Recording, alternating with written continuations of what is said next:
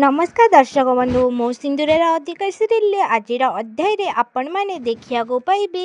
Natasha मुक्ति को कहते एडिंकर प्रथम आउ शेष भल पाइबा होची मु तू नुह से टाइम रे मुक्ति नाताशा ऊपर जोर से चिल्लेकी कहते ना एटा सत जे ए कथा सत जे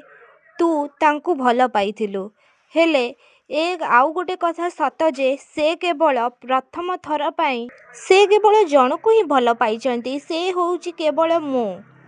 से टाइम रे नाताशा मुक्ति को कहते हो ठीक अछि तू खाली एबे ना तो मन को भल से बुझेई दे और सत एटा जे एडी केवल मते मैरिज करिवे से टाइम रे मुक्ति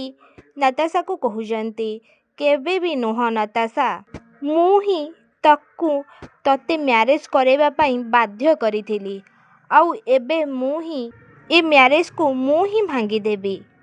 जितेबले मुक्ति सेठू जीवाकू लागुचंती से टाइम रे नाताशा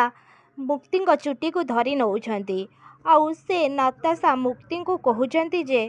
आज संपर्क तू नुहे मु शेष करिबी आउ ସେଇଟା ବି ସବୁଦିନ ପାଇଁ ସେଇ ଟାଇମ୍ରେ ମୁକ୍ତି ନାତାଶାକୁ କହୁଛନ୍ତି ନାତାଶା ଛାଡ଼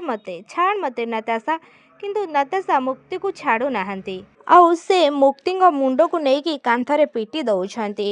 ହଁ ଦର୍ଶକ ବନ୍ଧୁ ମୋ ସିନ୍ଦୁରର ଅଧିକାର ସିରିଏଲରେ ଆପଣମାନେ ଏମିତି କିଛି ଦେଖିବାକୁ ପାଇବେ। ଆପଣମାନଙ୍କୁ କ'ଣ ଲାଗୁଛି ନାତାଶା କ'ଣ ମୁକ୍ତିକୁ ଆଜି ମାରିଦେଇ ପାରିବେ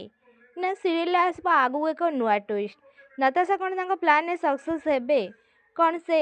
ଆଦିଙ୍କୁ ମୁକ୍ତିଙ୍କ ଠାରୁ ଅଲଗା କରିଦେବେ ସେ କ'ଣ ଆଦିଙ୍କୁ ବାହା ହେଇକି ଖୁସିରେ ରହିପାରିବେ ଆମକୁ କମେଣ୍ଟ ବକ୍ସ ମାଧ୍ୟମରେ ନିଶ୍ଚିତ ଭାବରେ ଜଣାନ୍ତୁ। ଆଉ ଆପଣମାନଙ୍କୁ କ'ଣ ଲାଗୁଛି ଆଗକୁ କ'ଣ ହେବ ଆଉ ଆପଣମାନଙ୍କୁ ଯଦି ଆମ ଭିଡ଼ିଓଟି ଭଲ ଲାଗିଥିବ ତାହେଲେ ଲାଇକ୍ ସେୟାର କମେଣ୍ଟ କରିବାକୁ ଜମାରୁ ବି ଭୁଲିବେନି ପାଖରେ ଆସୁଥିବା ବେଲ୍ ଆଇକନ୍କୁ ମଧ୍ୟ ଦବାଇ ଦିଅନ୍ତୁ। ଆଉ ଆପଣମାନଙ୍କୁ ଆଦିମୁକ୍ତିଙ୍କ ଯୋଡ଼ି କେମିତି ଲାଗେ ଆଉ ନାତାଶା କ'ଣ ଆଦିମୁକ୍ତିଙ୍କୁ ଅଲଗା କରିଦେବେ ଆମକୁ ନିଶ୍ଚିତ ଭାବରେ କମେଣ୍ଟ ବକ୍ସ ମାଧ୍ୟମରେ ଜଣାନ୍ତୁ।